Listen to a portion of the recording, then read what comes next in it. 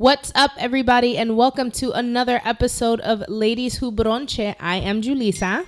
What's up, everybody? This is Skittles. And this week we have an awesome guest with us. He is a New Yorker, a real ass nigga, and a good friend of mine. Dre, who the fuck are you? I like how you ended with real ass nigga. I like that. I'm Dre. People like to call me Dra to be funny. DRA because it's spelled DRA. Yeah, don't put the E, please. Please don't put the E. I guess I should start by saying I'm a father. I'm 27. I'm a father and live in New York City. And I'm also a youth counselor. Nice. Advocate of the youth, I'd like to say, because I'm in favor of what kids want to do. Mm-hmm. So, I mean, I say that for, like, the people that do work inside the kids' field. You know, you got, like, the people that like to adapt, stay, like, attached to the old ways. And I'm kind of with, let the kids be who they are, man. So, like, progressive things like, using the right gender preference pronouns and respecting, sort of how kids choose to identify. Correct. Because, in reality, they're the future right now. Right. I mean, we can steer them into making good decisions, but, like, ultimately, they're going to do what they want. Right. So sort of like being the cool counselor kind of, right? Kind of like how Skittles is the cool teacher, right? Someone had posted a really awesome meme about like now at the age of 27, like our teachers were 27 when they were teaching us. And I look at my own life and I wonder what the fuck they were doing outside of school hours, like how wild their lives must have been. But, being that cool teacher that sort of acknowledges the world for what it is, and rather than like keep them into like a certain lane and force certain ideals upon them. I mean, I grew up in foster care myself, group home actually, foster care and group home. The thing is that like all the parents that I've had have tried to like straighten me out and tell me why I shouldn't do things, but I mean, I ultimately use my own decision making when doing what I want. They didn't scare you straight. Yeah, it's usually how older parents try to do. All right, so Dre, what is your favorite brunch plate? I had this really good, the place isn't there anymore in Williamsburg, but I had this really good French toast with like a little apple chunks inside of it, and I'm not a. That was Station. Delicious. Yeah, like I'm not an Apple fan, but wait, like, was that the time that we all went together? Yeah, it was like all of us. Yeah, I forced everyone to go to Williamsburg for brunch. Put like in bold letters, like forced. But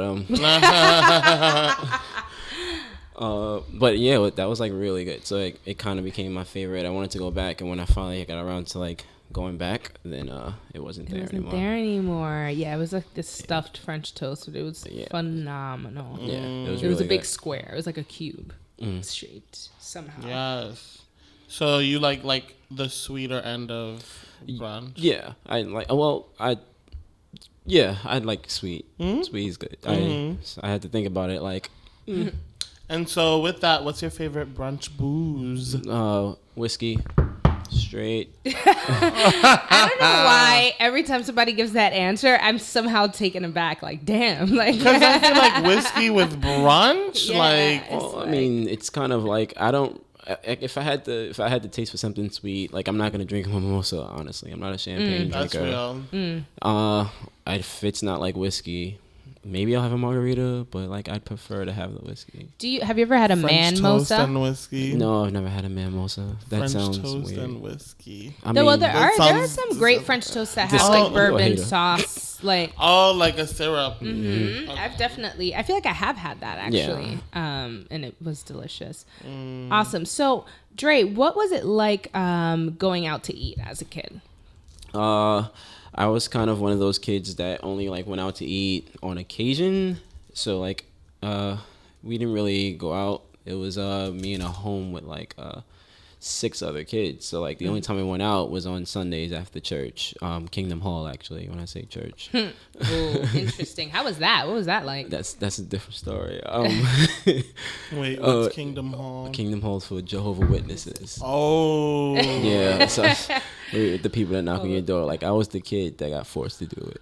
Oh, Wow. so you've Yeah. actually done it. Like Evangelizing, you've gone. that it wasn't for. How? Tell me about that. What's the whole process? I wonder like how they planned it out because it's like they're always every weekend they almost faithfully they knock on my door. Yeah, like I was like in between the ages of like I was at this place in particular, this one home from like 3 to like 11. So like they started me doing it when I was like Oh my God. 7 or 8. I mean, I wouldn't be like left alone, but like they just send me to like it would be like 3 of us on one floor just knocking on doors. Yeah. What?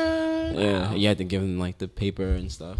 Did that help you with like your like skills, your like public speaking skills and like conversation? Because like it takes some balls to just be knocking on people's door and expect them to just open up and want to have a whole conversation with you. Like, listen, no. We didn't get to the conversation part. I just had to hand them like the paper and tell them to come on Sunday. Like that was it. It was literally like knock. Would you be like, God bless you, come on Sunday? Yeah, like they say that, but like I never got around that far. So interesting. Wow. Sorry. So totally sidetracked there. So you guys would go to eat after Kingdom Hall. After Kingdom Hall. And where would you guys usually go? It was actually I was living in the Bronx at the time. It was this place. It was like one of those family-owned steakhouses, but it was around 3rd Avenue, 149th Street. It was along that strip, and I know my first mother will order the same thing every single time. What'd she order?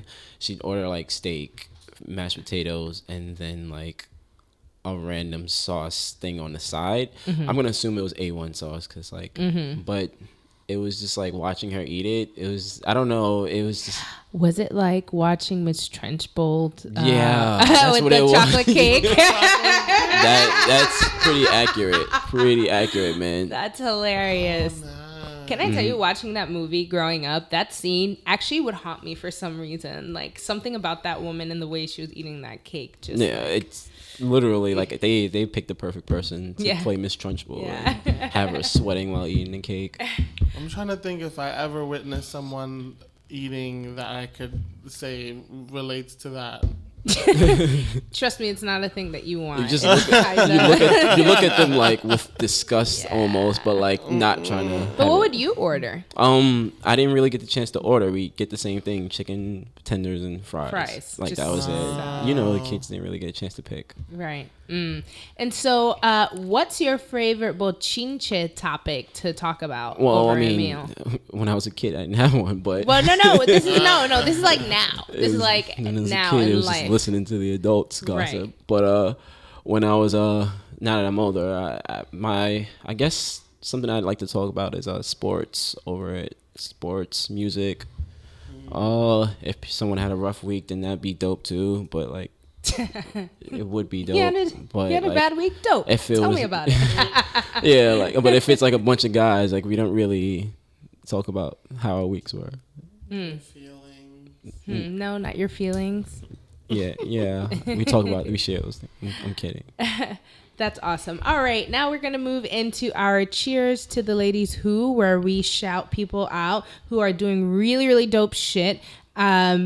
I just wanted to take a moment to acknowledge and sort of say thank you to Aretha Franklin for the legacy that she left us. We were off the air for 2 weeks, and so that had happened while we were away. Yep. And God, like what a powerhouse! Like what a beautiful Black it's so icon. weird. It's so weird because like me and my coworker was actually just talking about her maybe a week and a half ago. She was like that there was like a rumor that she read that she had HIV instead of actually cancer. And I was like, I mean, I don't know. I'm not really into like gossip and maybes and what ifs. I mean, I'm pretty sure like the climate of like America we live in now, if she came out and said it, like it would be something like she want people to know so they can take care of themselves. But turns out she had cancer. Yeah. From what they pancreatic cancer. It's like the worst kind. To have. But I was watching like clips from the funeral and all that.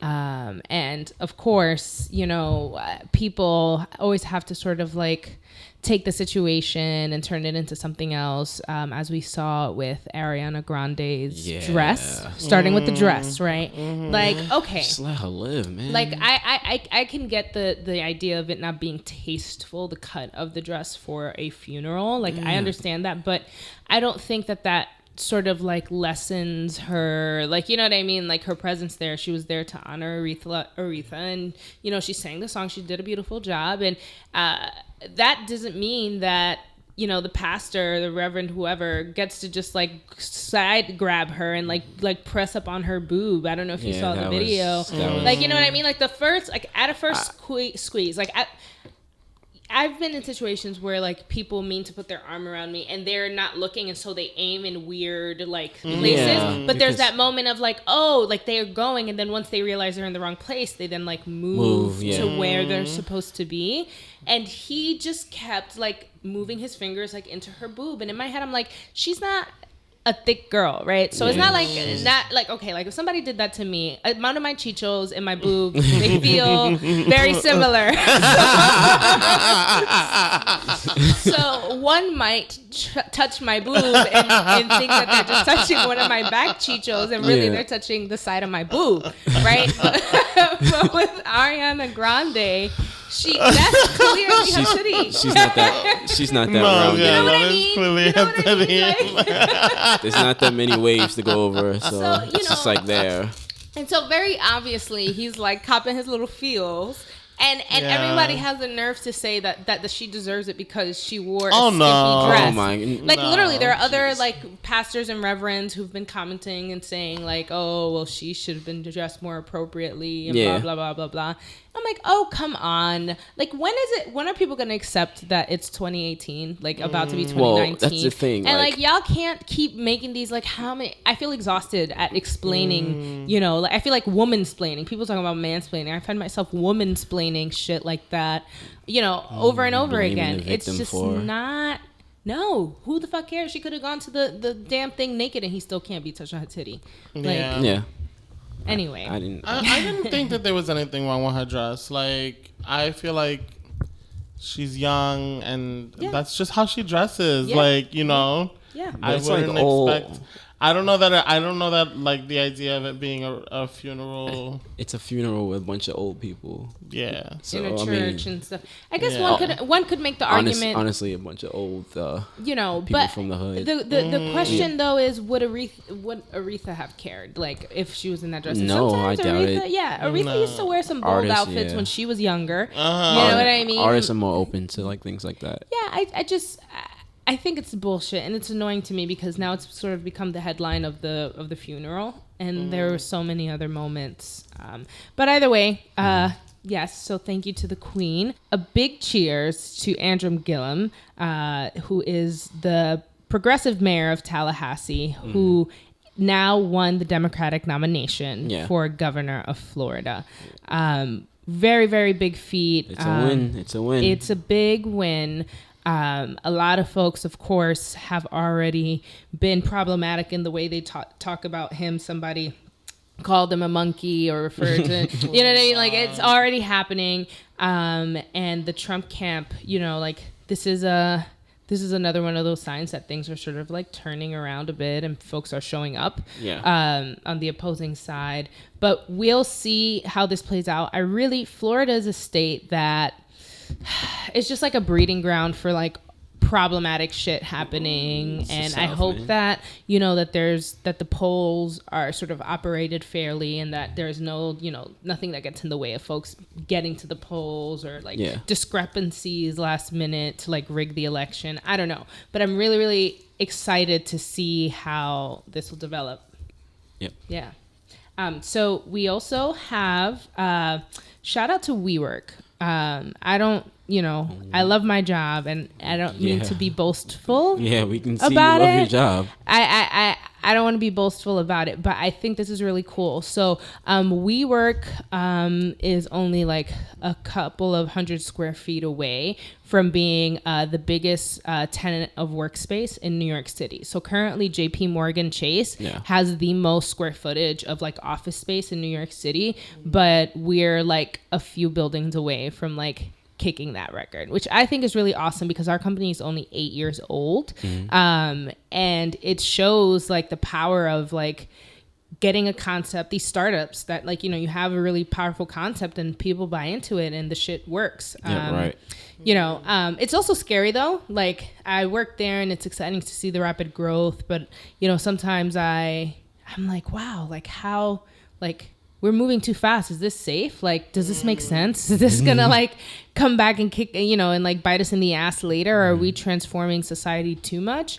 You guys are the big machine now. You're a new big machine that people are just over. Yeah, like a lot of people like talk negatively about WeWork, as most people do with many corporations. People talk shit about Amazon, Google, like Apple, and obviously everybody has their areas of growth, and we are a new company, but we're doing really awesome things, and we do a lot of community initiatives, which is really what keeps me excited about our growth. Is that the more we do that, the more that we can do for the communities that we're in. So yeah, I just wanted to shout that out because I thought it was, super dope.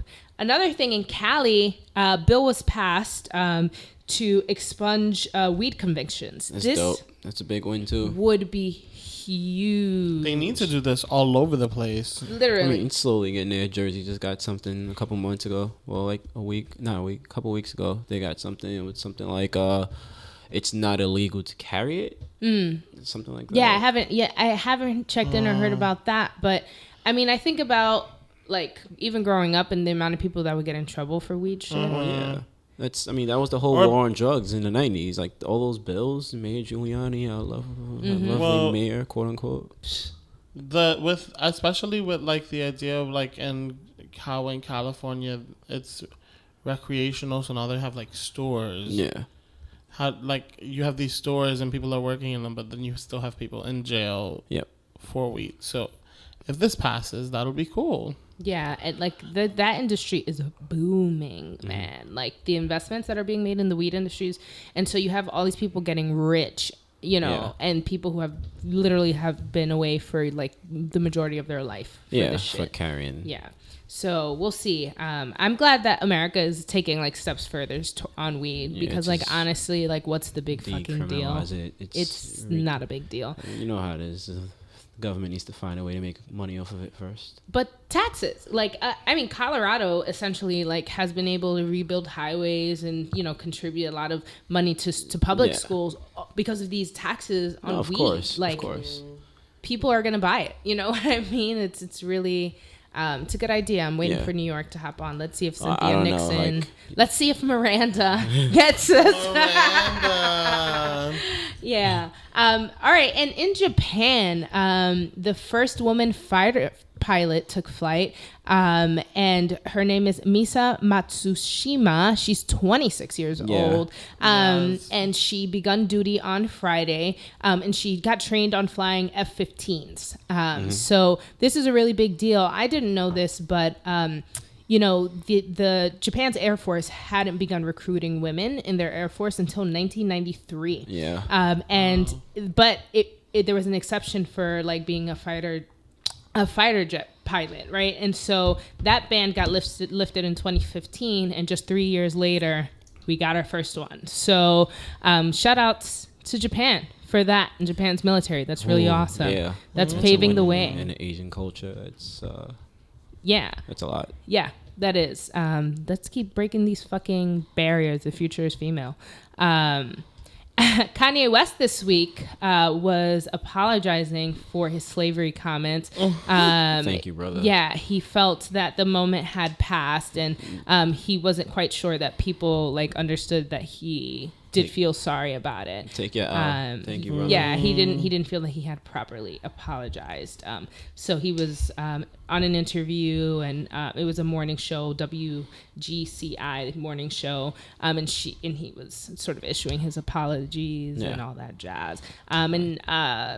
Childish Gambino's new music video features an animation of him crying in Michelle Obama's arms, wearing a Make America Great Again hat. Yeah. I just think that's a really powerful image Yeah, Childish Gambino. He's one of those radicals that don't care about what his fellow artists think of him. Like it's really dope that he put it in there, but also just like that idea that like Kanye West has been missing like this like motherly black love element. Like there's like something in his life that's been missing. That's when it started to like his world started to shake. Really, his mom passed, and then that was it. Yeah. I mean, he put out his like I feel like one of his greatest albums. My Beautiful Dark Twisted Fantasy, and after that it's just kind of like spiraling down. Well, not like spiraling down, but like the quality of his music kind of dropped a lot. Yeah. Well, no, I wouldn't say the quality dropped completely. Like I loved oh geez, I can't remember the name right now. Yeezus. It's not a bad. No, it's not a bad. I kind of loved that. I just feel like it's a big drop off. It's different. I think he took a turn. I think lately, so his new track, which we heard right before sort of recording, interesting. Yeah, like I just feel like he doesn't. I don't understand. Like what he's talking about. Like there's a world that he's in his own mind that he wants to like let us in on, but it's like bizarre and. I think I don't know, like talking about like how he'd fuck all of his sister-in-law. That new ecstasy track. Yeah, like that's just like I don't get it. Like I don't get. That's what I'm saying. Like his direction, the quality of his music kind of changed a lot.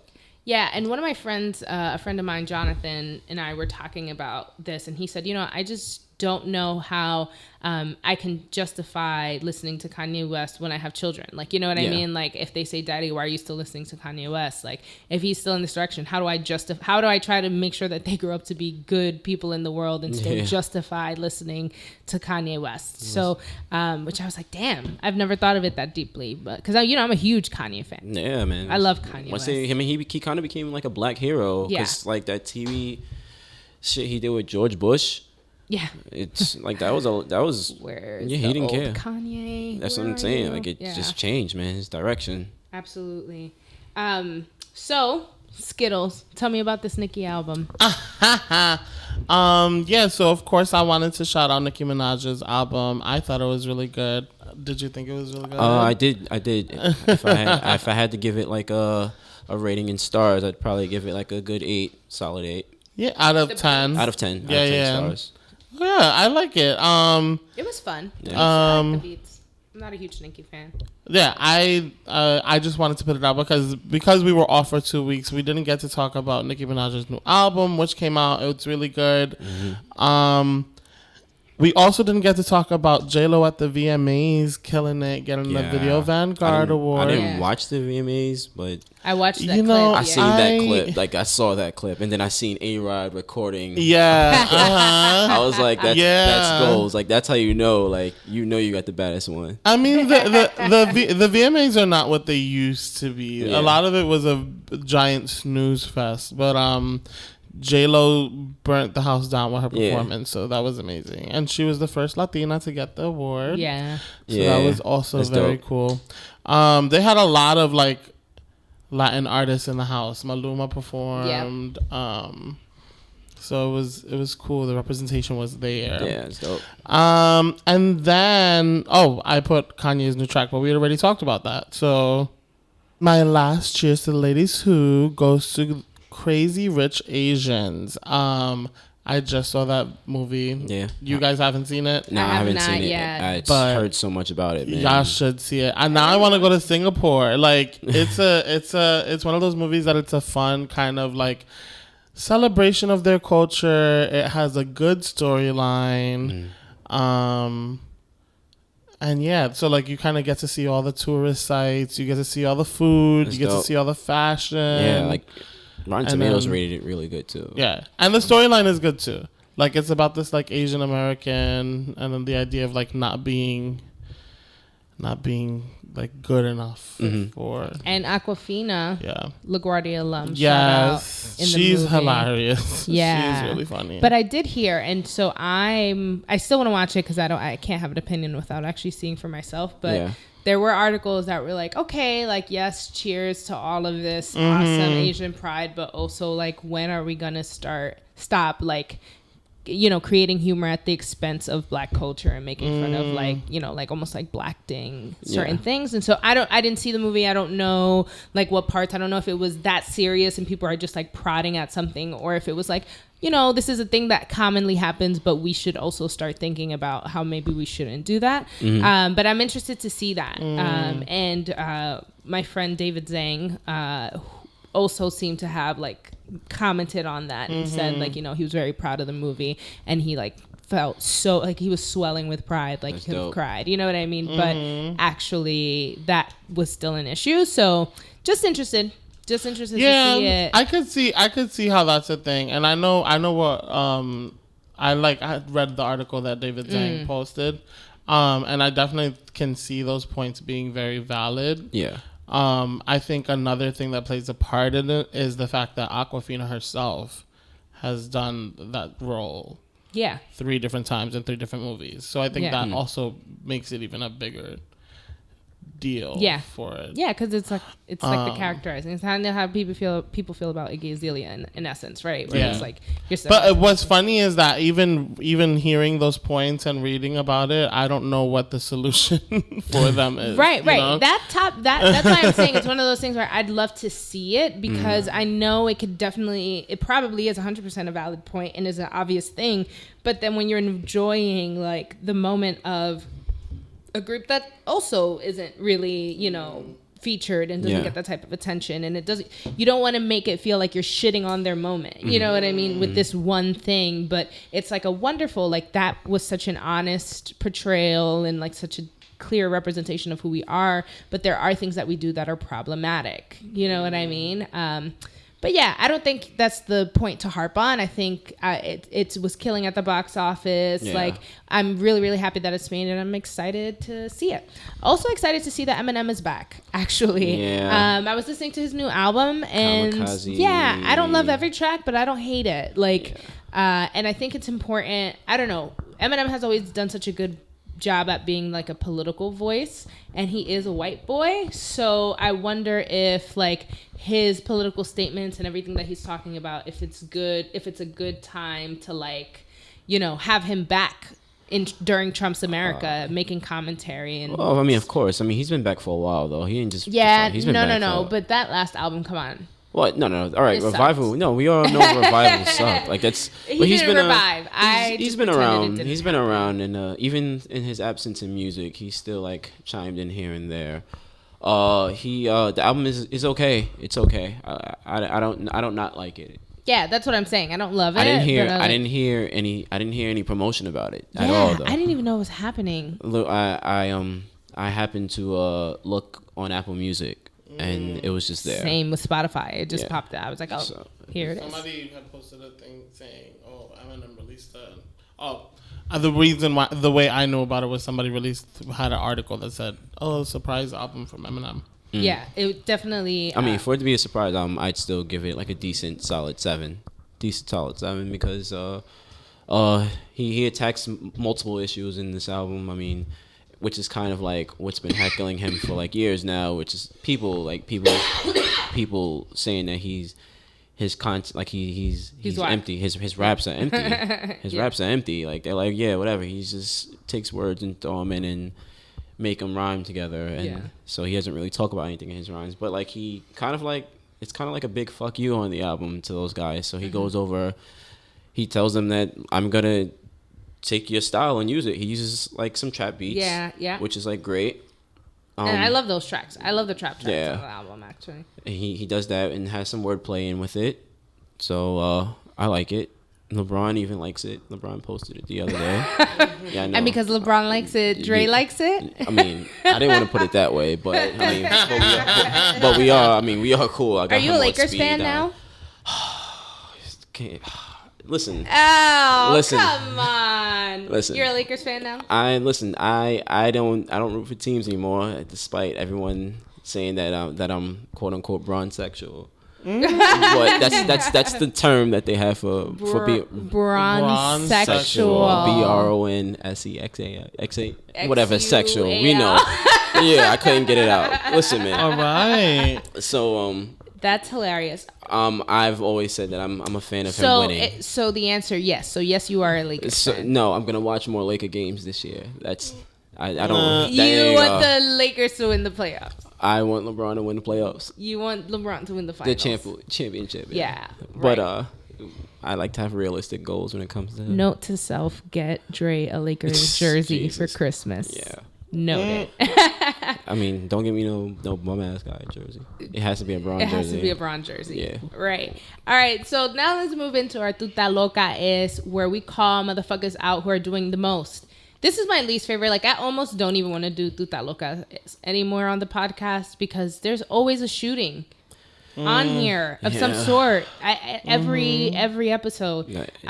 So we know about the shooting that happened during the Madden gaming conference. That was a lot, man. Yeah, we're a little late on it in terms of like talking about it on the episode, but I still wanted to bring it up because it was such a chilling video. It's one of those videos where like you can hear what's happening in the videos, and you see the red dots on the players before they started opening fire. Yeah. It was almost like a movie scene. Well, he started opening fire because it was just one kid. Just one kid, and it was all like somebody who was a sore loser, quite frankly. Yeah. Like, that's what it was all about. But he had access to guns. Yeah. That's the real problem. Like, yeah, and he immediately, like everyone was like, "Oh, mental health." Yeah. I mean, it's kind of like, of course, now that's it, they have a button that they hit when they need to cover up our I'm not gonna say bad parenting because like I'm not even sure if it's bad parenting because the parents said they tried to get him like mental help and he just refused it. So I mean, I don't know. It's hard to measure things like that. They tried to get him therapy. It's hard to measure things like that. You never really know how someone feels because you're not them. But come on, man, like to result in shooting. It's also just like it's a video game. Right, and so it's another normal thing. Like, okay, these conference happens. Like, these are competitions that happen. There are people who literally like work their asses off to win these competitions. And plus, it's not like a small game. It's Madden. Like I'm not a Madden player because I know how much Madden rage can happen. Like Madden's a little bit more higher on like the rage status than like NBA 2K. Like 2K, like we get frustrated. Those silly memes you see. The kid in diaper, like those memes that are funny about guys getting upset at 2K. But like Madden is kind of like a different thing. Like I don't know. It's out there. Like the game even plays Madden often, and he posts all the time about it on IG. So like it's just more out there. But it's what I was getting to also is just that it's another thing that now we have to think about. You can potentially get shot and killed during this thing. Yeah, I will never forget during the Dark Knight, like or not Dark Knight, during Dark Knight Rises, where they had the shooting in Colorado at the movie theater. Yeah, and then like in New York, they like when I was viewing it, there was like a guard person there, an armed guard in the theater because I saw it the day after. And I was just like, is this how we watch movies now? Like, almost like you have to have like those people on flights now who are there just in case there's an. And I was just like, fuck. Like, this is the country we live in. Like, they talk about our freedom, but like, we're not free enough to be able to enjoy a fucking gaming competition without thinking about somebody losing their life during the game. It's fucking ridiculous. Another story this week. So there was a woman whose dismembered corpse was found in two different Bronx parks. And she happens to be a girl who was one grade below me in middle school. So I didn't know her very well personally. When I read the article and I looked at the picture, I was like, damn, that girl's face looks really familiar. And she was later identified as Lisa Marie Velasquez. And I remember her because when we were in school, her mother had been murdered and she had witnessed her mother being murdered. And I remember it was a big deal because I was one of those students who was always like in the office with like the after school counselors during my lunch and stuff like that, hanging out. Look at you. And so they were talking about it. Don't hate. Teacher's pet, bro. I was not a teacher's pet. Yo, it was not a teacher's pet. That's exactly what it is. You were an officer's pet. That's what you were. Shut up. Listening to gossip for old folks. Anyway, so they were talking about it, and I had overheard, that there was a girl in the school whose mom had gotten killed and all, so on and so forth. And I remember her being a sweet girl, just like a very sweet, quiet girl. And allegedly, she was at her family's house, and then she rushed out because she needed to go help her friend with something. And then it turns out that the friend's boyfriend kills her, and the friend helped, chop up and hide the body. That's first of all, I don't listen. Yeah. What the fuck? I can't make it through a really bad surgery video. Like I can't make it. So it's no way I'm chopping someone up. Yeah, it's bones cracking. Like it just gets really gruesome, man. Yeah. The furthest I'll go is anime. One of my friends said, it just sucks because this is a reminder that anything can happen to any of us, right? Like anytime. None of us are safe. Like that just sounds so wild to me. Like wild was the only word I could use to describe it. I was like, you want to hear this wild thing that happened, or this wild? Because it's kind of like what you're describing. It's like an animal. Like it takes a lot of to chop somebody up. That's a big. You're sick. Either you're sick or you have some guts made of steel, and I question how you develop them. So I, rest in peace, condolences to her family. It's a tragedy. Also, there were 3 15-year-old kids that were killed by the cops, 3 separate incidents. Yeah. During one of them, the cop who shot the boy, charges went through, and some people were really excited about that. But it was the only story that had gotten attention, and the other 2 young men who were killed did not get media attention. At this point, we have at least 492 people who've lost their lives at the hands of American police this year. So it's from Trayvon, where the fire was lit, to now, and that's been years later. Do we know the average of amount of in a year in general? I don't know the numbers off the top of my head. They're definitely numbers worth sort of exploring and knowing. But 492 people at the hands of police. I mean, it does sound like a lot, but I'm just curious. Yeah. I wonder. Has our numbers gone up? Are we? Is that number still high? But are we? When improving? Do we start tracking on it and all that stuff? Yeah, I don't know. It's just who's viewing the numbers on that stuff. Well, I just wish that they'd stop killing our kids. You know what I mean? Stop killing. I mean, everyone stop killing everyone, but stop killing our kids. Another tragic thing that I saw this week was there's a video of a mother who had, been deported, being reunited with her son that was in the detention center, and he was a 3-year-old, and her son was rejecting her. Yep. He didn't recognize his mother.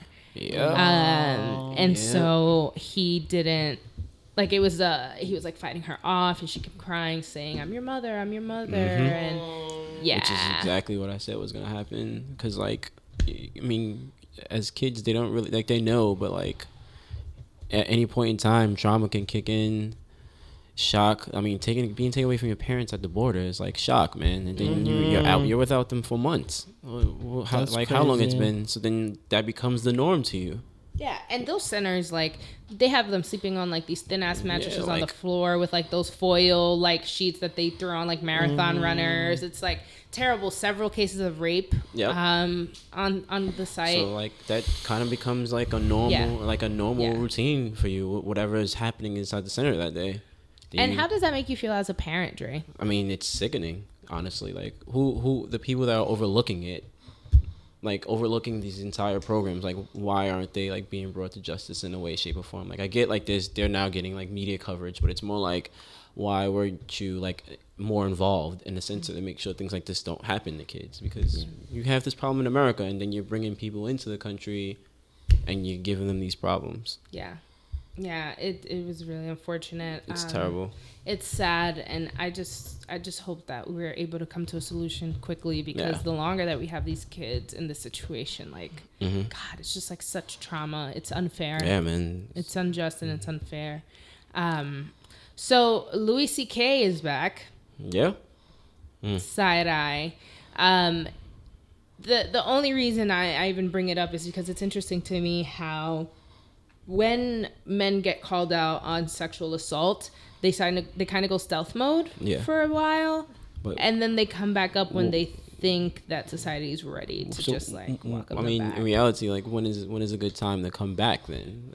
Yeah, I feel like it's not just a matter of when, it's a matter of how, and like how are you showing new ownership? Like how are you, if you're coming back under the pretense of, yes, I'm someone who made a mistake, but I've learned from the error of my ways, and I'm back to like participate and potentially like even be an ally to like, you know, the actual battle and blah, blah, blah. I was going to say like there's like no certificate that they can no, show you, no, like, there is no certificate, but like there's a way in which like your growth and maturity or actual, you know what I mean? Like there are actual things that you can do. You know what I mean? Wouldn't some people feel it like seen as forced? Like if you go paying to all these tributes and funds, I think what's authentic is authentic, and I think people will always have their opinion on things the same way. Like I have an opinion about how it doesn't seem like he actually is coming back with any, and like my opinion is like, you know, I still don't want to support you at this moment, considering that, and that's my opinion. And some people might think it's fake, but as long as his action or him being an ally or however he learns, if that benefits in some sort of way or serves as some sort of example, right, to his peers, then that's better than nothing. Okay, no, that's fair. I was just curious because like you can't really right. I mean, how do you come back from that?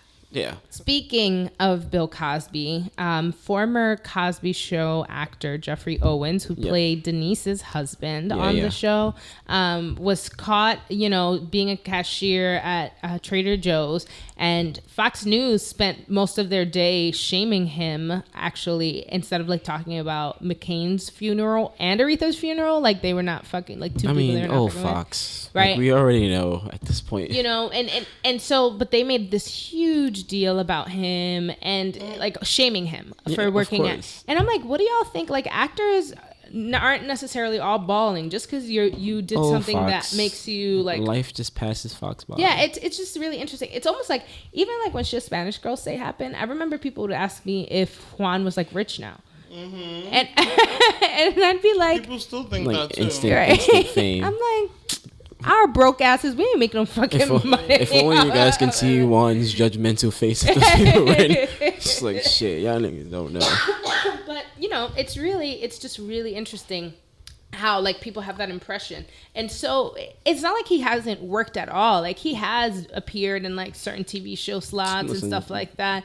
He's been on He didn't make the money Cosby made. He didn't make the money Cosby made. So there's no way he's going to be that rich. Cosby made. But right, and that's the point. But like to sort of like drag him through the mud. So what? You know how many New York City actors out here working at Trader Joe's? Plus it's 80s television money. I'm not saying that it wasn't a lot, but it's 80s television. It's not as much as now. And quite frankly, with all the shit Bill Cosby caused, that rerun money is not coming in like that because people don't got Cosby Show. Networks are cutting that. So he's not getting those checks anymore. Nickelodeon got rid of that section real quick. Right. So, you know, I just thought that was really shitty. And shout outs to him. He's actually known to be such a supportive person to fellow actors and young actors coming up.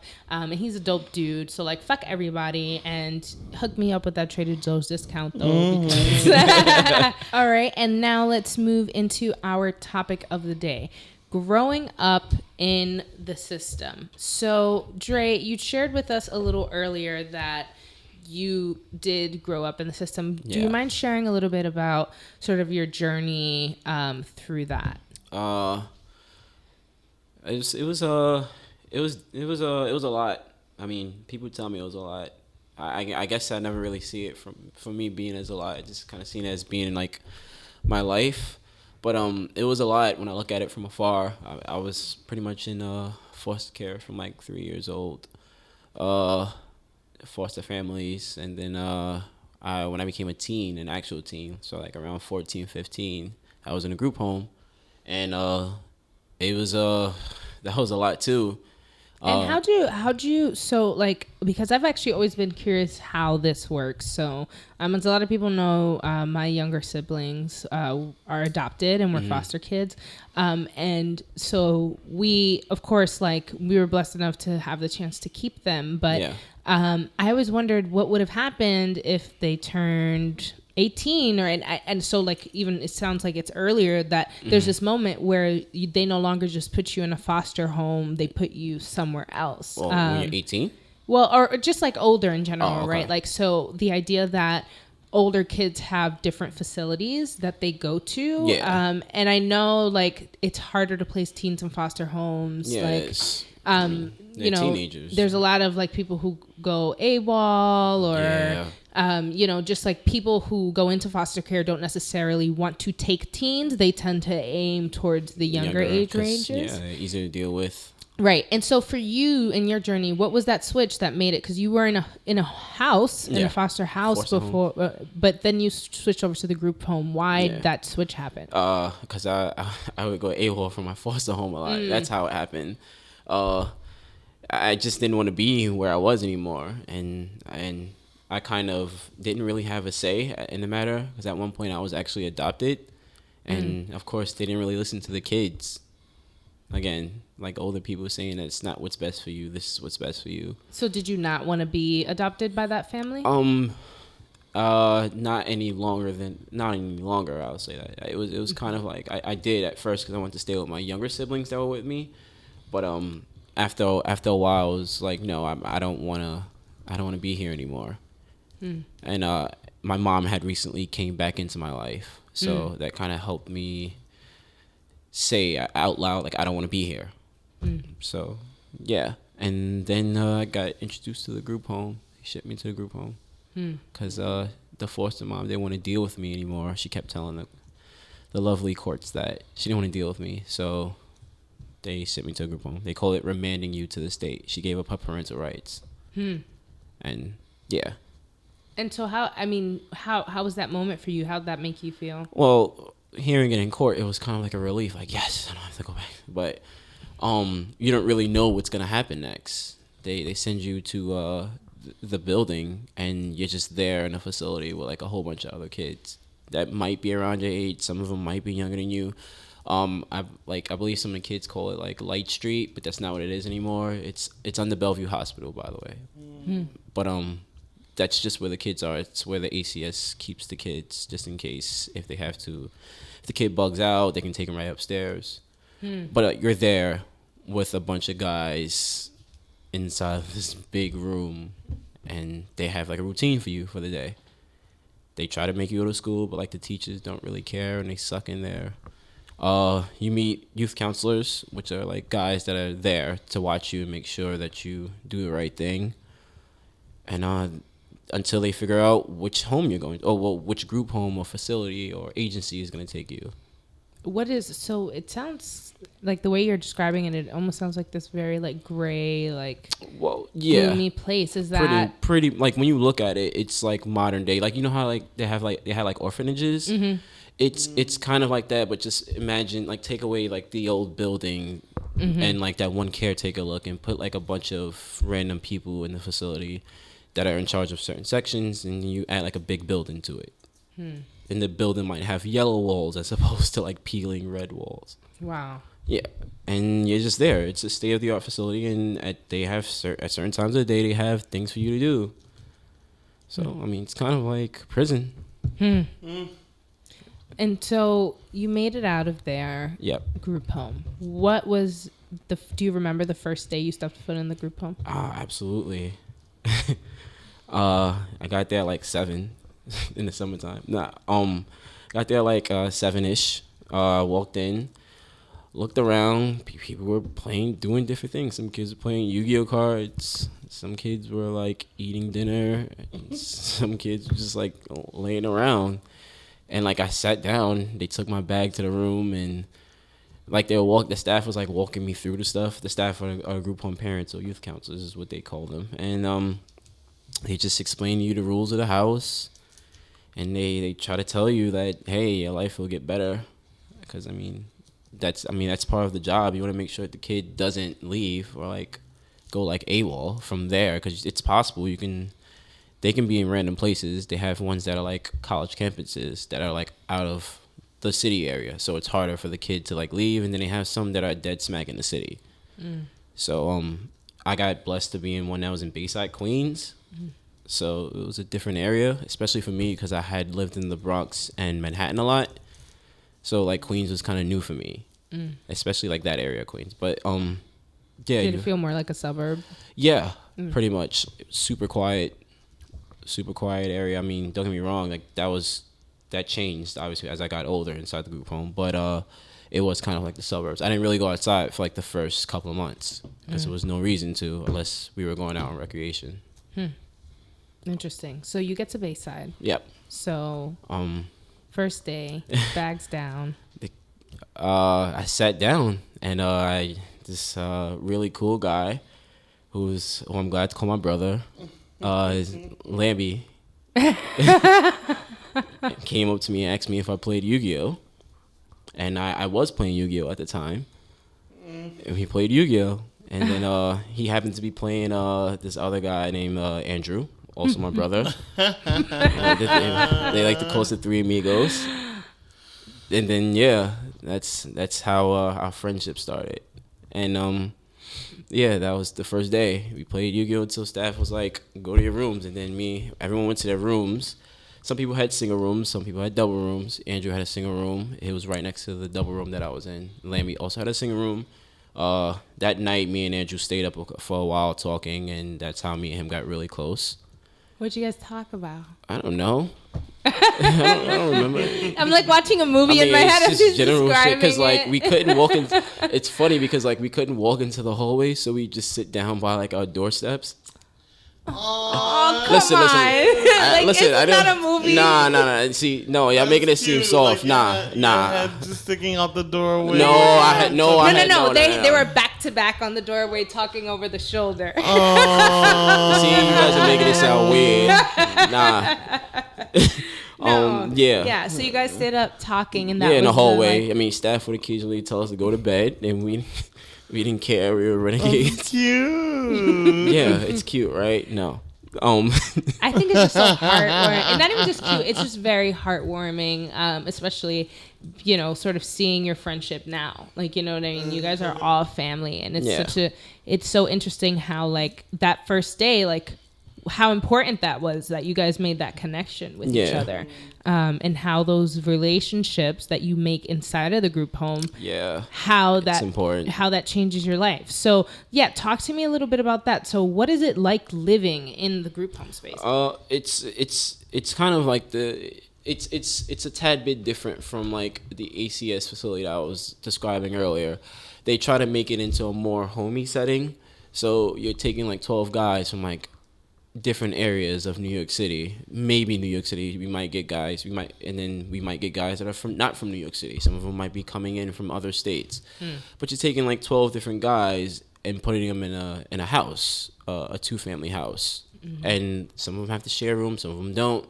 And you kind of try to bring like a structure to their life. I mean, that's the idea of it. But like obviously it doesn't go that way because it's 12 different guys inside of a house with 12 different personalities. So you can wake up not liking someone today, and you can wake up being the best of friends tomorrow. So it's kind of like we developed like a camaraderie type of thing living in there. I mean, ultimately, I wasn't like all the way as close with everyone else that I was in a group home with. Plus, these guys can change at any point in time in the day. So like they can leave, they can come here today, and they can be out by the next week.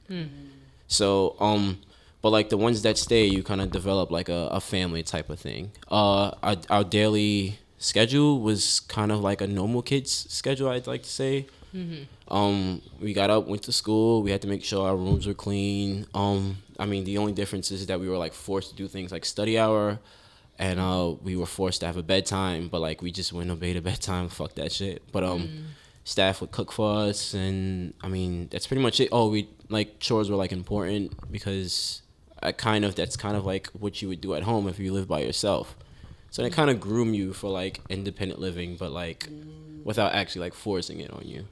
Now, because I know with like when you're in a foster home, they like schedule the visits with family. Yeah. How did that work in the group home? And were you still in contact with mom during that time? When I first got to the group home, no, I wasn't, because my mom was kind of one of the issues in my life they identified as like when I came in. So like they would like me not to have any relationship with my mother. Also, I was 15, so like they really couldn't tell me what to do. They just advised me not to do it, and they wouldn't put any like resources towards it. So like what am I gonna do next? When I say resources, like what am I gonna do next after I leave the group home? My mother wasn't an immediate resource. So but I was still in contact with her. She also wasn't doing the best of job as a mom when I was in a group home. So she wasn't the resource, but the visits still like happen. The visits, like I'd leave on Friday and come back Sunday. I wasn't authorized to go, so I kind of would go AWOL, but like I do it anyway. But every other normal kid would have like visits to their parents, so on the weekends and stuff. So because they weren't in agreement with it, that's why. Pretty much, like ultimately they would try to like keep the parents involved in the kid's life because you don't want the kid to stay in a group home, really. You just want them to be there until the parents and ACS can figure out a way to like get their relationship to work again, the kid and the parent. The only reason why they take the steps to like terminate the parent's rights is if the parent was just like a bad parent. And yeah, so I mean, kids did go home on the weekends. If you did, you left on Friday, you came back Sunday. If it was like an extended weekend, it was a holiday. I would just do it anyway, even though like I wasn't supposed to. I did it anyway. So I took the allowance money that I saved up and I just leave because otherwise I'd be there on the weekends doing nothing or playing video games. Interesting. Yeah. So what about the staff? How was your relationship with the staff in that space? My relationship personally, I didn't really have any real issues with staff. Like there was some staff that came in and were kind of like you're bugging. But then we had like the staff that were there for a while who were kind of like the moms and like the mother figures. I tell people all the time I have 2 moms, and that's my bio mom, and then I have the mom that I gained from the group home because she kind of like stuck around, and she actually was the last mom to start working at the group home when I was there. She came at like a later point in my life, but she made such a huge influence on me and she would call me her son all the time. She's great, and you had those like staff, and then you had like the staff that was like cool. Like we had the staff named Sanders. He was kind of like the cool staff. He took us to his basketball games, and he let us get extra snack, and he let us stay up longer than we were supposed to. And like we just play fight and stuff with him all the time, so he was cool. How important was it having those male figures? It's a lot. It's because I mean, in reality, like Sanders was the cool staff, but and being around Sanders, we like get like some glimpses of his life because even though he wasn't supposed to, like we'd hang out like by his neighborhood and meet some of the guys that he knew, going to those parts of the Bronx that like were familiar to us also. So like we might run into someone we knew, and like Sanders would tell us like if this person doesn't seem like a good person, then we probably shouldn't involve them in our lives. So they're kind of the father figures that we have because like we look at them when we become adults. Like what would Sanders do, or like what would this guy? The group home supervisor was actually kind of like my pops because he was there the longest and he was the most involved in my situation. So I oftentimes when I figure out, like find myself in like a bind or something, I think like what will be the best course of action for me to take that Walker probably would think that's sensible. Or I'd call him. I can call him still. He's also my boss now. He's your boss now? He's also my boss now. Yeah, so you sort of jumped into what I was going to ask next, which is like, you know, so now you actually work in one of these spaces. Yeah. What does that feel like to go back and work in that space? It's very, to revisit it every day kind of, because like I work like there like 5 to 6 days a week. We're not quite the same kind of facility because like the kids that I deal with are kind of like on medication. We weren't. We were just in a regular group home. We're kind of like a treatment type of program, whereas like the group home where I grew up in, you can be there for like years. But like the one that I work at, or the side of the agency that I work at, it's kind of like the kids are there from like 6 to 9 months. The most they'd probably stay is a year. And then, like, we have to send them back to the parents. It's more so the parents are involved. So, like, the parents, it's kind of like a contractual agreement now. Because, like, we're not here to take your kids. We're here to make sure that you do a better job at managing the kid. Yeah. So we come up with, like, a goal and a guideline for the parents to make sure that they are still taking them to appointments. They're still involved in the child's therapy, schooling, but we'll just keep the kids under our watch to make sure that they learn how to take their medication and go on with their daily lives as a kid, or if they're going into independent living. And so independent living, right? So your steps, like if we backtrack, so you work there now, but like your sort of exit plan. So like at what point did you leave the group home, and then what did you transition into? I was 21 and I transitioned into what they call supportive housing. It was pretty much I lived by myself.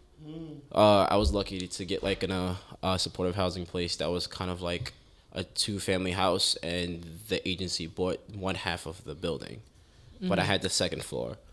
So I lived by myself pretty much, and they just come and check on me like once a month or like once every couple of months to make sure I was good, was doing well with budgeting. And I met this counselor who kind of became like my therapist, sort of, because me and him had a really good relationship. And I mean, that's pretty much what it is. I live by myself, and it was kind of like a transition from having a house full of neighbors, 11 other guys, to having no neighbors, no one to check on you. The house would be really quiet. It used to creep me out, man. Did you miss it? I do miss my old place, though. No. Did you miss the... Yes, but did you miss the group home when you setting? were A lot.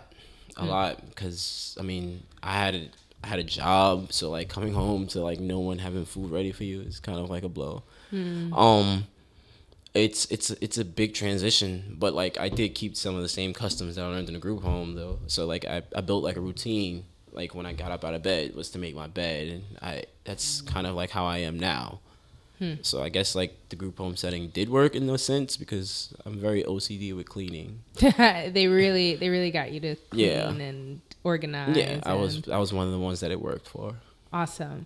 And so okay, so then you're living on your own, and you said like they would check up on you every once in a while. Was there anything else that was required? Like what is the contract? Like, all right, Dre, you get to live on your own. We'll support you with rent and blah blah blah. It was but more you like have to do what for us? So it's more like it's they didn't support us with rent. They more like supported us. Well, yeah, they supported us by paying 70%. I was only required to pay 30%. But the I had to figure out like what path I'm taking in life before I'm 26, sort of. Meaning like I had to come up with go to school. I started to go to school regularly. I was supposed to. That's a requirement of the program, unless like you come up with a better plan. Also, we had to make sure that we attended their I think it was like every other month meetings. They had like these things where like all the kids from like the supportive house program would meet down and have like a fire safety training workshop. Or something, but and yeah, you had to still be like a good tenant, because that's pretty much what it was. It was like a lease or a rent when we came there. It's like, yeah, we'll give you your own place at 21, 18 or 21, but you have to make sure that you're still a good tenant. So you have to adhere to the landlord's rules. You still have to recycle. You still have to respect your neighbors. If you get any reports or anything, that's subject to you losing your place. And I was lucky to have my own place. There's other kids that share a place with people, so you're pretty much in a two family, 2-bedroom type of setting. And I don't know if I could have dealt with having like a roommate that close that I can possibly despise. Like, and how'd they play a role when you became a father? I actually got really nervous about it, telling them about it, but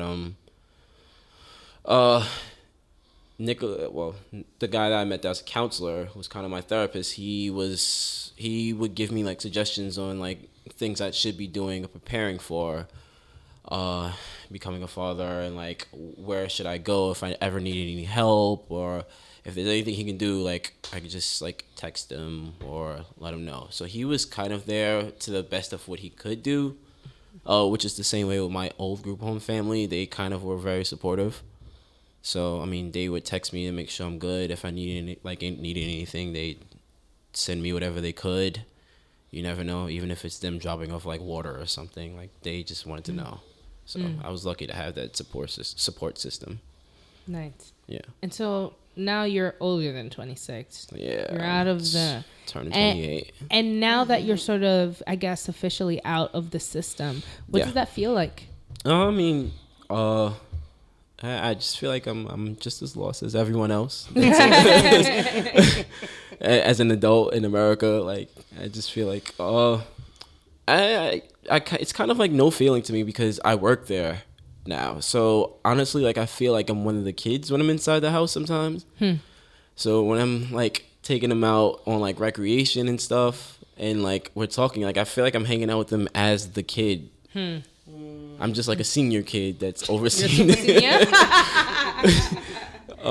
Yeah, like I kind of became the cool staff because like I've been there, and that's kind of what it was for Sanders for us too. Like he's been like in the system and he kind of knew what it was, so I kind of feel like I feel how he was feeling now. So I don't really know how. Well, I mean, I just started working there about like a year and some change ago. So I mean, I just feel like a normal person, I guess, and being there kind of took me back. I love the job actually. And so now that you're sort of like working in this realm and you've had a chance to get a full 360 view, if there was one thing that you could change about the way our system currently works and handles the foster children, what would you change? The amount of resources that go to the mental health portion, because, and it's not saying that that all kids have like, it's not saying that all kids have like the same issue or like this overbearing issue, because no, you can't really measure how someone's issue is actually for them. But like trauma matters.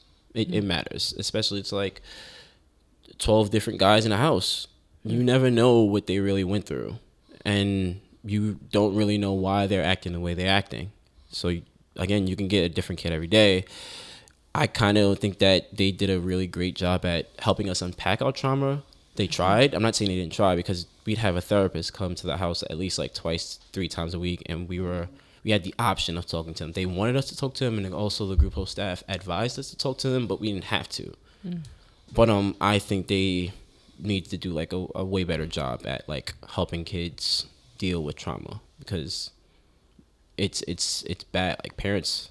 What happens when folks don't get to, like, some of the guys that you sort of like grew up with? So you still have Lambie and Andrew, right? And so like they've both made it out, you know what I mean? And you were able to. I'd like to say that we're all sane, right? Yeah, you guys are all sane enough.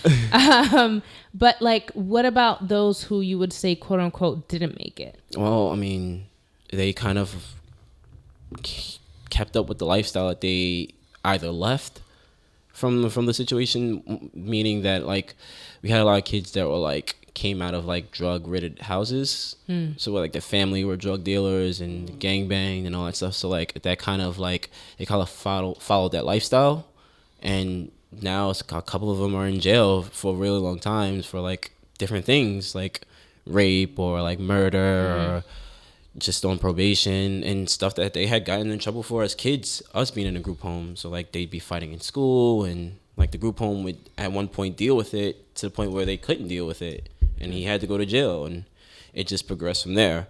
So I mean, those are the guys that kind of didn't make it out. So it's a lot. Do you think those mental health resources that you're recommending could have potentially saved some of those guys? I mean, possibly, but again, people are going to do what they want to do anyway. As a kid, it's kind of like a learning process, because we kind of don't really know what's next. We think we know, like we watch from afar at someone else, but we don't really know what's next. So I think if like we were given more resources, and like I know kids are stubborn, and I know kids are going to fight it either way, but still like just, I don't know, it's more services to that. It needs to happen, because everything is becoming like a mental health issue. It's kind of like it's becoming a norm now. The issues that people deal with every day, it's becoming the norm. So Well, thank you so much for sharing that and sharing your story with us. I think a lot of us go through our day-to-day lives and we're aware that there's a system and that there's kids in the system, but we don't really acknowledge like what that really means for the individual going through it and how it shapes who they become as adults. It really does. Yeah, and I don't want you to think like I know I've been sitting here super quiet. It's because I'm listening. Yeah. I have no idea what that. You're a music teacher also. Yeah, so that's like, what I'm saying. and you so deal like, with some of the kids that might be coming from these places. Exactly, I deal with kids that are coming from it. But like for me, in my past, I've never. I didn't come from a system like that at all. So like that's why I'm just like listening it works. Taking it in. Yeah, and it's just like I always consider myself to have been privileged. You know, I grew up with both my parents and like both super involved and supportive parents. Like as much of a white picket fence life as one can get. You know, in the South Bronx, living in the hood in a really terrible building. You know what I mean? Yeah. Like, which really meant all we had was our love for each other and our family dynamic and nothing else. Like that's all we had. But it was more important than like the sort of materialistic things that I could have had in my life. And I think that it's not until I had, you know, like Lambie enter my life that I really got a deeper dive because with Kareem and Brianna living with my family, I was like, they're Gucci. Like, Eva Contreras is the littest mom out here. Legit, like she just gets super Spanish the minute that. Yo, she's such a mom. Like she still can't step foot in my apartment and see a little bit of a mess and not try to speed clean and have my father waiting downstairs because she can't help but walk out this house until it looks like you know, like you know what I mean. Like so, like. When I met Lambie and like he gave me sort of the honor of like invited me into the group home space because he was going to cook for me. It was me and Gerard, who's been one of our guests in the past. And just seeing the dynamic of the guys, and that's actually where I met Andrew. I was hanging out with Lambie and just like, you know, the way Lambie would talk about Drew and Dre was so interesting to me because I was like, I don't like... How do they become brothers? Like, how does that happen in a space like that? It's honestly a ritual we did. Yeah, together. It's a ricial. We all sat around a fire and blood brothers. No. No, what the hell? Like no. They made a blood oath. No, but like we had a little rascals I had moment. to get a little gay joke in. we had a He-Man women's hater club, honestly. But like rascals. But it seemed to me that what he had with you guys, despite the fact that, you know, I consider myself Lambie's sister and we come from a whole like different family, which is a theater family. But I remember being like, wow, I can't even be salty that there's this other group of people who like are mysterious and I don't know that he loves potentially. Like it always felt like more, like, you know, like the most of anyone who you can talk about. Like he loved his brothers the most. And so getting to know them and seeing their dynamic, like the three of them in a room, like I always feel like an awkward fly on the wall because when the three of them get together and they start talking and reminiscing and laughing and they are just first of all, you're making it sound like a secret club. It's not a secret club, but it's just like this. It is family to like the very core of the definition. Like you guys have developed the family in a way that I recognize in the way my family is. And so the fact that you guys may or may have not had that fully with your own quote unquote blood family and that you were able to create that in the space in a system that is honestly broken, right? Yeah, so like, you know, but you guys were still able to save yourselves by saving each other, like, and being in each other's lives every step of the way. You really don't know what you go through, like with the person that's across from you. Like you don't know like how much I'm gonna care about this person in possibly like a year. Yeah. Because like living in a house, it's pretty much like every day it could be something different or it can be something completely the same, and you don't really know what that person has going on at home when they go home on a home visits also because some things could still be happening there. It's not saying that once you get home that everything's fine. No. It's still a whole different lifestyle you have to adjust to now because parents are different. Parents are different, and you're getting a different parent in a group home also every day, whichever staff is on shift. Some staff let us do some certain things, and some staff didn't. They were like really old school, like no, you can't be in the kitchen while I'm cooking. And then other staff would be like, sure, come in the kitchen, help yourself. Just make sure you wash your hands. All right, Jaquan. So now we're going to ask you to go ahead and Damé Lúz, which is giving us some light on something that we'd like to talk to you about in terms of what's that? How to best co-parent. Oh. AKA avoid baby mama drama. Okay. Where do I start? The beautiful word that everyone likes to hear in regular relationships, compromise. You gotta compromise, man. And what does compromise look like in a situation when there's kids involved? That's the thing, right? Like, see, when you're in a relationship, like, you can compromise, or if you don't compromise, then that's it. Like, you can walk away. There's no walking away from this situation. No. So it's kind of like you gotta find like a middle ground for like the both of you guys. And honestly, like, there's a lot of give and take, because whatever the situation is, let's just say that the parents like still love each other, because that's still possible, but like they have to love each other from afar. Or if the parents hate each other. So you have to take your situation into like consideration and come up with like a middle ground. But like absolutely just avoid stomping on someone's feelings in the process of like co-parenting. Try not to, because like it's not really about you, it's about the kid ultimately. What's best for the kid to be a kid. Now, what are your thoughts on, I had seen this meme, and I know this is not your situation at all, but I saw this meme that someone posted about a woman who had 3 kids. One had one father and the other 2 shared a different father. And the girl took the money that the father who has 1 kid with her gave her and split it amongst all her sons to buy them school supplies. And the dude apparently was like, oh, why are you using the money for my son for all those kids? Those are not my kids. I don't have to support them. And first of all, I was like, why is this a meme? Or like, why is this one of those question memes? Yeah, it's like one of those question memes. I'm like, first of all, why is this a thing? Like, I guess that's what's on people's minds. But then I did stop and think, and I'm like, wait, are we not on the same page about, like, I thought, like, so what if she did that, right? Kind of like but like you as someone who co-parents, like, what would your feelings be if your baby mom's had another kid and was using the money? I don't like to say baby moms. I'll say mother of my child, because she's a nice lady. Good. She's nice. She's a nice woman. Excuse me. Yes. I obviously, like, I don't give her money if there was ever a situation like that. I don't give her money specifically for my kid. I give her money to support the household that she's helping raise. Like, it's pretty much what it is. Like, if the kids are with her, then obviously this is a household, and I'm giving money to contribute to the household. So obviously, I'm not gonna let some kids starve. I'm kind of selfless jerk.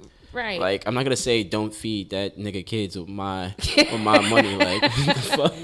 But on the thread, most people were like, no, like, she's out of line. That's his money. Nigga, what? Yeah, like, and a lot of women too, like, were commenting, like, just because she should take the other guy to court, why isn't she calling? No, I mean, like, listen, she's single parenting, so technically she's single parenting at the moment. So it's like, what the fuck, nigga? She gotta support that house. That's what it is. Yeah. There shouldn't be no questions about that. Shut up. You should let her support. Okay, so now I have a question to relate to this. Y'all are gonna laugh at me because it's Britney Spears' situation. But I ain't Britney Spears, man. So Britney Spears has 2 kids with Kevin Federline, okay. Right? Kevin Federline in total has 6 kids. Okay. Right?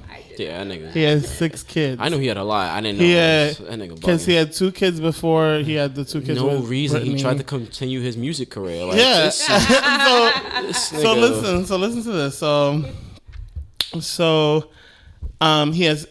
He had 2 kids before Britney, 2 kids with Britney, and then 2 kids after Britney. Okay.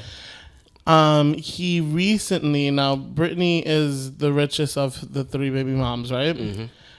He recently wrote to the courts asking for an increase in the child support that he receives from her. Yeah. Okay. It's because the kids with him? I honestly have no idea. Okay. I thought they were 50-50, but I don't know. Okay. So he receives child support from her. Yeah. he recently asked for a $20,000 increase a month so that he can support all 6 of his kids. So he already gets for his 2 children $20,000 a month. That's wild. And now wants to get $40,000 a month because his career as a DJ, his name does not attract audiences the way it did in 2007. You mean like he didn't actually have anything going for himself? AKA you're trash and nobody really listens to you? Yeah. I kind of vultured over her for so that's long. An interesting one. But see, that... So like $20,000 increased to $40,000. I got $20,000 a month. Right. From the parent of salary. two For 2, so that's $40,000 along with my salary. Kids. It's like, is she responsible for paying for all 6 of his kids now? She isn't. She isn't. But I think that, like, in the meme or the whatever, the question was more like what she chose to do with the amount of money he was already going to give her, as opposed to like she was asking him for more money so that she could buy school supplies for all the kids.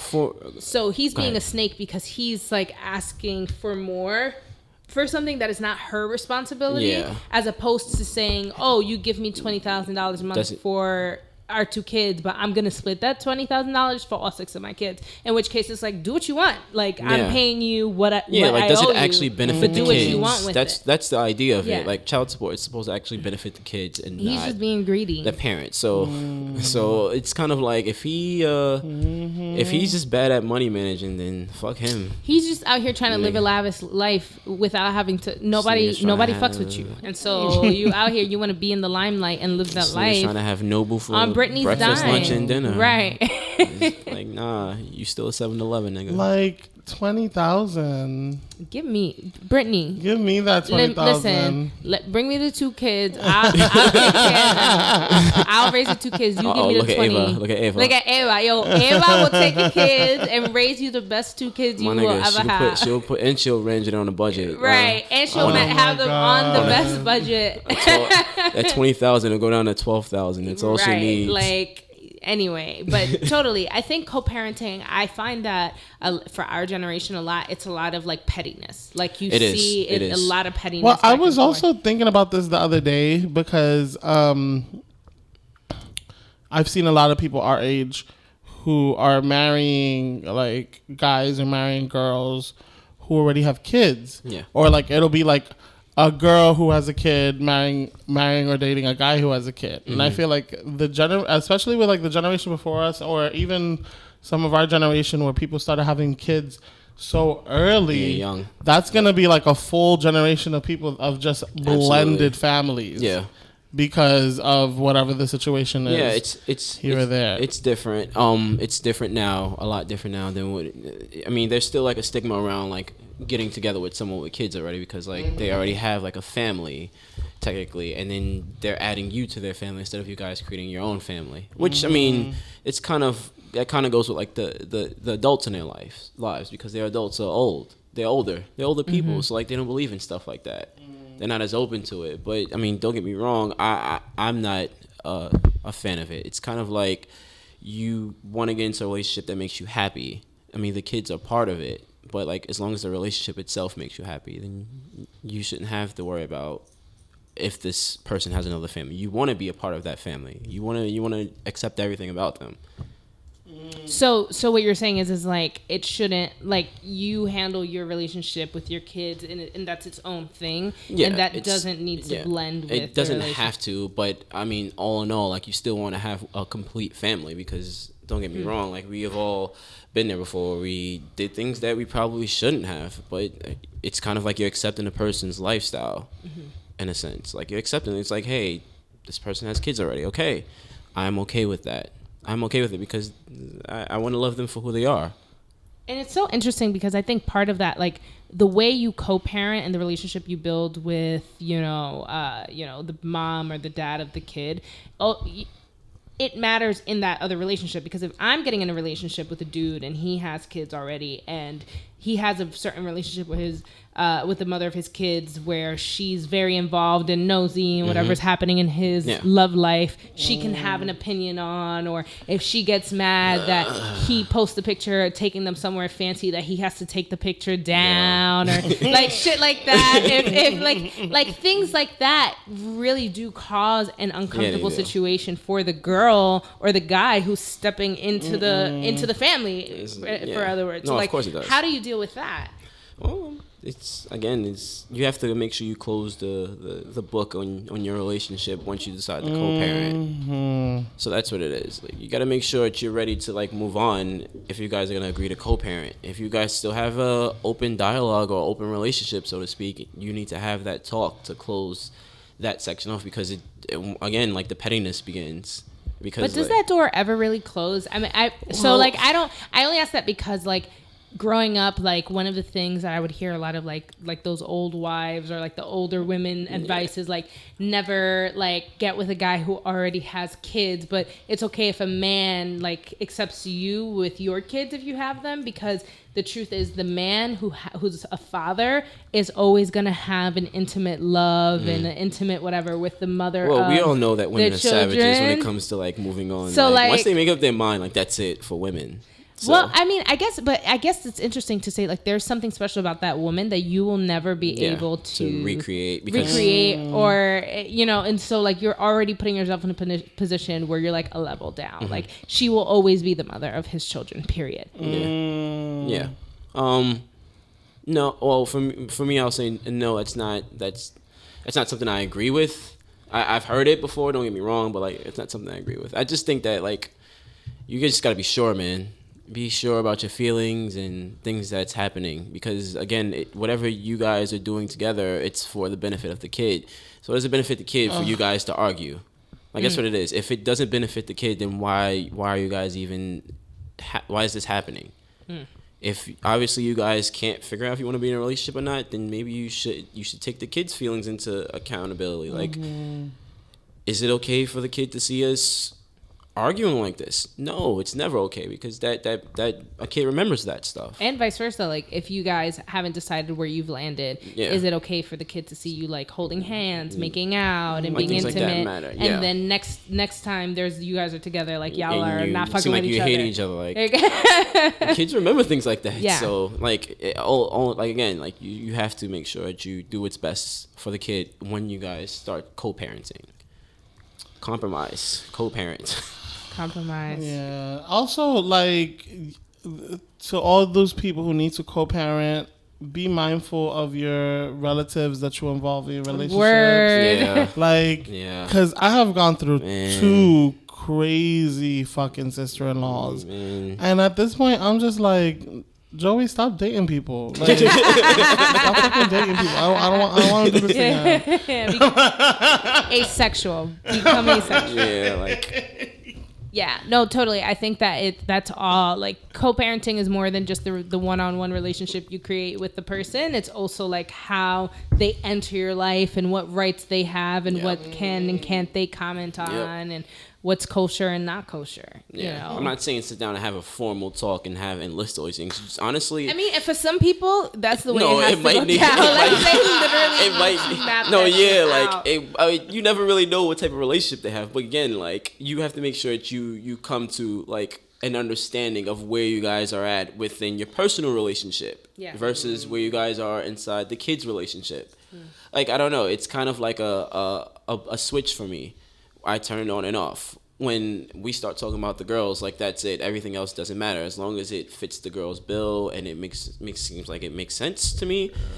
Then it's just how it is. That's just how it is for me. The 2 little girls that have your face. Oh my god, the cutest. They're so cute. They are beautiful.